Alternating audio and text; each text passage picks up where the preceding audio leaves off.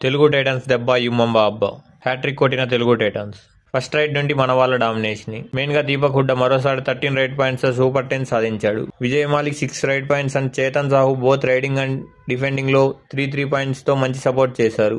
యుమంబాని 3 సార్లు ఆల్అౌట్ చేశారు. First half లోనే 2 సార్లు ఆల్అౌట్ చేశారు. ఫస్ట్ హాఫ్ ముగిసేసరికి మన వాళ్ళు 16 పాయింట్స్ లీడ్ లో వెళ్లారు. విజయ్ మాలిక్ మన వాళ్లకు దొరికిన ఆణిముత్యం.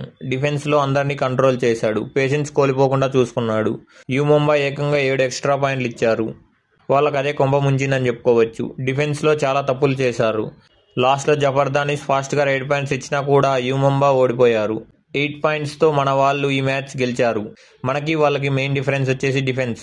ఈ మ్యాచ్ విజయంతో తెలుగు టైటన్స్ యుమంబాని వెనక్కి నెట్టి టేబుల్ పాయింట్స్ లో థర్డ్ పొజిషన్ కు వెళ్లారు. మన వాళ్ళు ఇలానే ఆడి ఈసారైనా కప్ కొట్టాలని కోరుకుంటున్నా. మీరు మ్యాచ్ చూసారా? చూసింటే మీ ఎక్స్పీరియన్స్ మాతో షేర్ చేసుకోండి. ఈసారి కప్ మందే. జై హింద్.